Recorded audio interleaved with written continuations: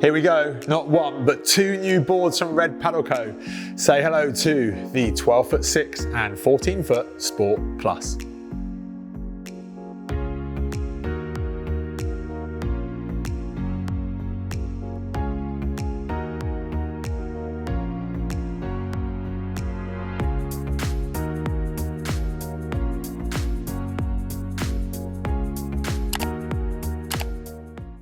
So here we are, two new boards from Red Paddle Co. and an addition, a new range in the Red Paddle Co. lineup, referred to as the Sport Plus range. Currently it consists of just these two boards. In my view, as shapes overall, I think they've been a little bit long time coming from Red Paddle Co. Red so often are very much at the forefront of paddleboard design, and particularly with their innovation and their use of fabrics and how they look to stiffen and make a board rigid. And then that innovation kind of rolls onto their pump, in that we've now got the Titan 2 and also the bag in the ATB Transformer bag. So Red still as a brand very much at the cutting edge. But these two boards, well, I wish they were here a little bit sooner, in that they offer a very much needed kind of lift to some of the boards in the sport range. The sport range previously, the largest board in that lineup was 12'6" by 30 inches in width. Now, while this, the new Sport Plus, is also 12'6" and 30 inches in width, there is a couple of key differences to it that really help set it apart from the outgoing 12'6". But we now have a newer, bigger board in the sport range, or the Sport Plus range as it is now known, and that is the 14 by 28.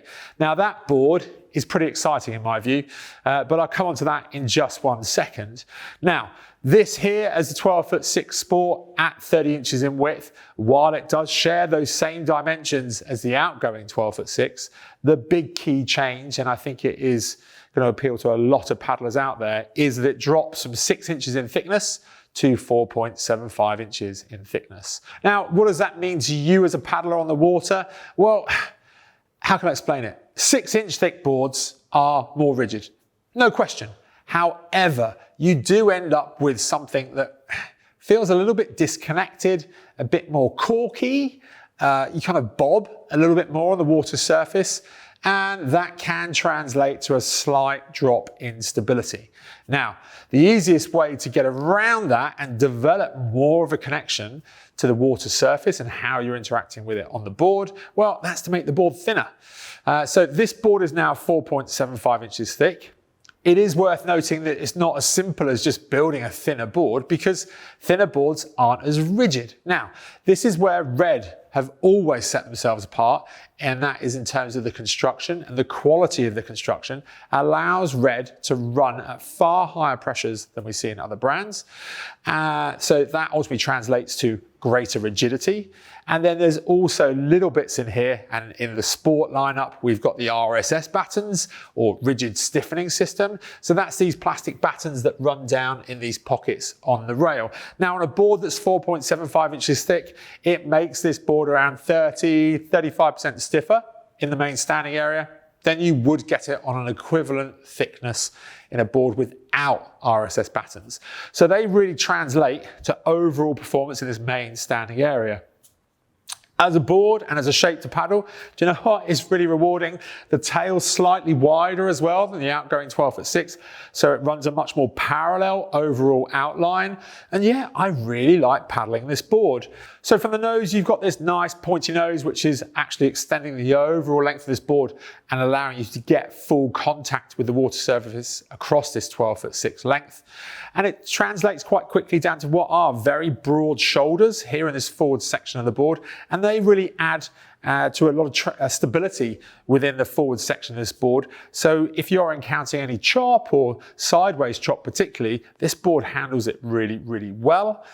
The main bungee area here, yes, what we've come to expect from Red over the last couple of seasons, and it remains unchanged. And the simple reason for that is it works, and it works really, really well. New this year, we've got this kind of checkered standing area. To be honest with you, it's not hugely comfortable on the foot, but to be fair, it's in the forward section of the board. So unless you are punching up wind and going to be spending that little bit further up the board and trimming it down, then actually, do you know what? You're not going to be on a tremendous amount of time. But what's nice to see is this red repeater graphic that we've got running through the rest of the deck pad is known and trusted, and it's super comfortable on the foot, and it drains and clears water really, really well. Standard Red Paddle Co carry handle, arguably the most comfortable carry handle on the market. And it's nice to see there with that quality embroidery that we've known to expect from Red Paddle Co. And then, yeah, it simply follows and translates all the way back down the board. And then we have another third section of traction on the back, slightly less aggressive than the forward traction section. And yeah, much more comfortable underfoot. And it is that change between those two traction pad areas as you are working your way up and down the board that just make it feel quite intuitive to move around on the deck of the board and give you that confidence to spend some time on the tail.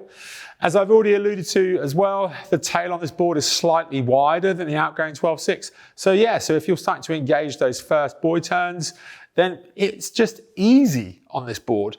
It is very, very confidence inspiring when underfoot. Overall, its entire length, a big difference also we've noticed on this board compared to the outgoing 12.6 is the rocker line. It's much, much flatter than the outgoing 12.6. So in flatter conditions, it's more speed. It's as simple as that. There is more board in contact with the water surface, so you ultimately are more efficient as a result. Let's pop it up on its rail just here though. And yeah, you can see then quite clearly the overall outline shape of the board. Very clean, very uncluttered, nice broad forward section, parallel outline all the way down to the US fin box and Red Paddle Co's speed tail. The speed tail, if you're not familiar with it, well, that is a hard EVA strip that rounds out the tail of the board and just ensures a really clean release. Now, the Red Paddle Co Sport Plus lineup. If you are looking for even more performance from your Sport Plus board, well, there then is the 14 by 28. It does increase to 6 inches in thickness, and the simple reason for that is on a board of this length, you need that rigidity that only comes from a thicker board. So while it doesn't feel quite as connected as the smaller 12.6 Plus, you end up with a whole load more performance. And the easiest way I can characterize performance in terms of board length overall is if you imagine every paddle stroke you put in is 100, it's how much of that 100 you're going to get back. Now, on a 12.6 board, for that 100 effort you're putting in, you're probably going to get back roughly 80 to 85 of the performance that you're putting in as a paddler. In very simple crude terms, when you go to a 14-foot board, then really that additional length of 1.5 feet is going to give you 15 to 20% more performance, to the point that you're putting 100 in and you're almost getting 100 back. And in some instances, you're getting a bit more as well. And that stands true on the 14 by 28. Now, while it is 28 inches in width, it does actually feel still really, really stable.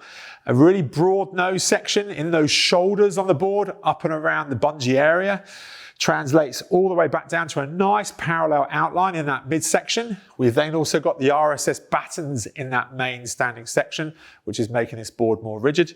But it also ends up with, while it's got a very wide tail at its base, it ends up being around the hips here, quite drawn in. So this pulled in tail is only encouraging release of water off of the board.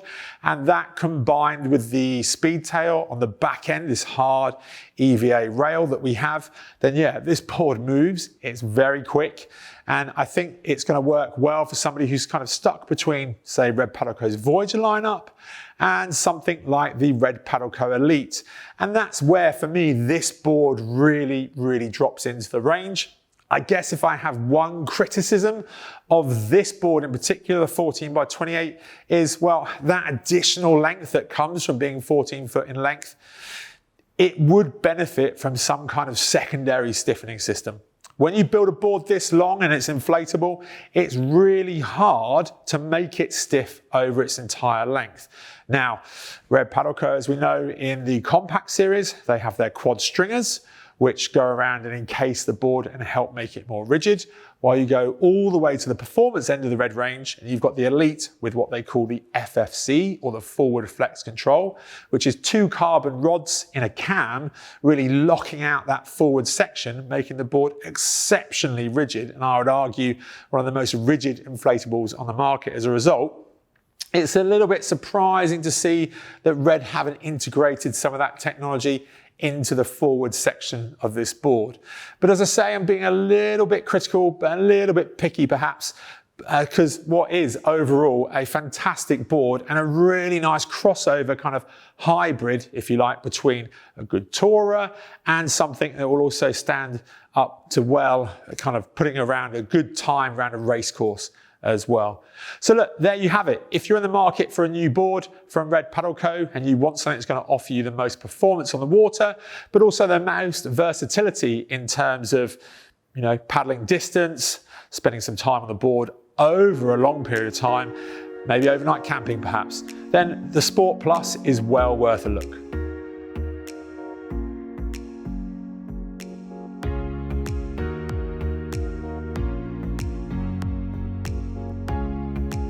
Thanks for watching our video. If you've got any questions about what you've seen, why not give us a call in the shop or head over to thesupco.com. To stay up to date though with all of our videos, well, make sure you subscribe up here and hit the notification bell.